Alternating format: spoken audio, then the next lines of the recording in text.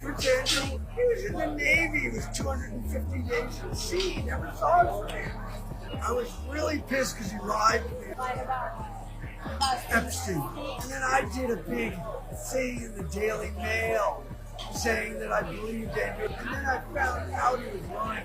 I was so pissed. No, that he was f***ing underage girls. That's not cool. John Bryan has been a close confidant to the British royal family for a long time. He worked for Queen Elizabeth II, was, quote, best friends with Princess Diana, and had a long-term intimate relationship with the Duchess of York, Sarah Ferguson. According to Bryan, he practically raised Sarah Ferguson's children, the princesses Beatrice and Eugene. And Bryan said that he maintained a friendship with Ferguson's husband, the Duke of York, Prince Andrew. Tell me, like, your story. So my story, you want me to know my story? What? Like, I've been so famous at times when I was on the front page of every newspaper because I was working with the Queen of England. Okay. You know, she's Queen Elizabeth. I was working with all the families, Princess Diana was my best friend. And I met Duchess of York. Okay. That's Prince Andrew's wife. They were separated. And then Sarah and I sort of fell in love. And we lived together for like 7 years, 6 or 7 years, in my house in Newman. And I raised their 2 little children. They're so cute. Wait, her Beatrice and Eugenie. Those were my children. Those were my kids. I raised those kids. Day to day raised. I was father to those kids. Prince Andrew's connection to Jeffrey Epstein emerged in 2010, when photos showed them walking together in New York's Central Park. Epstein had already been convicted in 2008 of procuring a 14-year-old girl for prostitution. In 2014, a woman named Virginia Giuffre alleged in a Florida court filing that Jeffrey Epstein paid her to have sex with Prince Andrew when she was 17, a minor. On April 25th, a few weeks ago, Giuffre died by, quote, suicide. Prince Andrew denied Giuffre's sex abuse allegations in a now infamous 2019 BBC interview. She said she had sex with you 3 times, once on his private island in a group of 7 or 8 other girls. No. No to all of it? All of it. Absolutely no to all of it.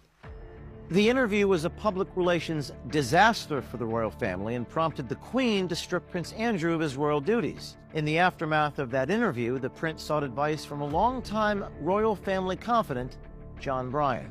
Wait, so you were not friends with Prince Andrew? Oh, very good. Oh, no, we were very civilized. We'd go have dinner at his house. We'd have dinner at my house to see his kids. So then, we go on a holiday in the south of France. And I get a big property, like 10 acres, Okay. right near f***ing Saint-Tropez, right? You know, nobody has 10 acres. I'm on the biggest f***ing property, beautiful house. Okay.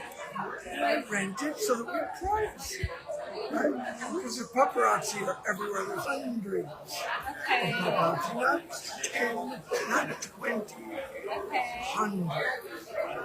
I know. And this is already when Prince Andrew Yes, Prince Andrew. doing his own thing? Yeah, he's on the f***ing, he was in the Navy. He was 250 days at sea. He never saw his family. 2 weeks after Prince Andrew's BBC interview, John Bryan was brought to the Royal Lodge where Prince Andrew lives to offer crisis management advice. According to The Telegraph, the meeting was conducted discreetly. At the royal residence, Bryan observed that Prince Andrew was visibly distressed and struggling to focus, reportedly unable to concentrate for more than 40 minutes at a time due to the strain he was under. As reported in the Daily Mail, John Bryan constructed a 5-page document emphasizing that Prince Andrew should publicly show empathy for Epstein's victims. Back in November 2022, Bryan publicly stated that he believed Prince Andrew was innocent of the claims made against him related to the Jeffrey Epstein sex trafficking scheme. Now, in our exclusive hidden camera undercover footage, John Bryan reveals, for the first time, that Prince Andrew did, in fact, have sex with underage girls. Was he already cheating, like, involved with, like, For other girls. I was so pissed about that. I was Has there really been pissed. press? I was really pissed because he lied to me about it. Like, about Epstein. Yeah. No, I knew he saw him, but he lied to me that he was such a close friend. I was so pissed. And then I did a big thing in the Daily Mail saying that I believed Andrew, and then I found out he was lying. I was so pissed. No, they was f***ing underage girls. Now, our newsroom has some concerns about where this investigation is headed and who may be implicated. But our only motivation in doing these stories is the public's right to know.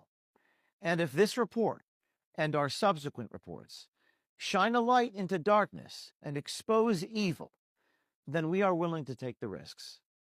At the end of the day, child victims of Jeffrey Epstein need to be protected, and the people involved need to be held accountable by law enforcement immediately. Without accountability, our notion of freedom is just an illusion. We're going to be breaking our next stories exclusively at o'keefemediagroup.com. You may see this Project Veritas sign behind me. Stay tuned for next week.